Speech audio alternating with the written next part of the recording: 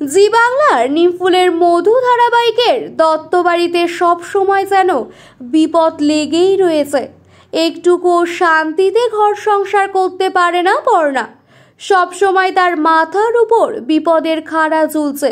বিপদ সামলে নতুন করে জীবন শুরু করার কথা ভাবছে, ঠিক তখনই নতুন নতুন ঝড় এসে তার জীবনে উপস্থিত হয়। আর সেই প্রোমো এলো প্রকাশ্যে। সৃজন আর পর্ণার মান অভিমানের পালা শেষ।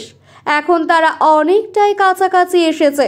সৃজন সবসময় পর্ণার পাশাপাশি রয়েছে। সবে তাদের মিটেছে সারিকতার ক্যালেন্ডার শুটের পর্ব। শুট মিটতেই পর্ণার কাছে সুযোগ আসে ম্যাগাজিনের ফটোশুটের। এই ফটোশুটে পর্ণার রাজি থাকলেও সৃজন রাজি থাকে না। তাই সে নানা রকমভাবে ভেস্তে দেওয়ার প্ল্যান করতে থাকে। শেষমেশ প্ল্যান সাকসেসফুল হয় না। পর্ণা ঠিকই তার কাজ সম্পূর্ণ করে। অনুভব বাড়িতে এসে পর্ণার ছবিগুলো সবাইকে দেখায়। সবাই তার প্রশংসা করে। এমনকি জেঠুও অনুভবের ছবি তোলার প্রশংসা করে। সবাই দেখলেও সৃজন দেখতে নারাজ। শুধু সৃজন নয়, কৃষ্ণাও ওই ছবি দেখতে নারাজ।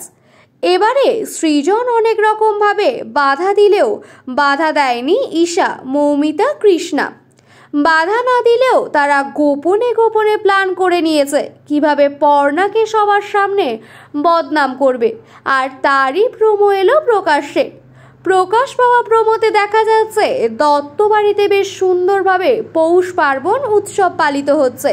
সকলেই পিঠে খেতে মত্ত। আর এই সময় অয়ন সৃজনকে এসে বলে, পিঠে খাচ্ছিস ভাই? দেখবি আয়, তোর বউ কি কাণ্ড করেছে। অয়নের কথা শুনে সৃজন এবং পর্ণা বাড়ির বাইরে আসে। এসে দেখে দেওয়ালে ছবি মারা রয়েছে পর্ণার। ছবিতে পর্ণার ড্রেসের কোনো শালীনতা নেই। আর ছবির নিচে পর্ণার ফোন নাম্বার দেওয়া আছে বন্ধুত্ব করতে ফোন করার জন্য। পর্ণা দেখে বলে ওঠে এ ছবি মিথ্যা। এবার কি করে পর্ণা নিজেকে নির্দোষ প্রমাণ করবে সেটাই দেখার। এই ছবি দেখে পর্ণা আর সৃজনের আবার দূরত্ব বাড়বে, সেটা বলবে সময়।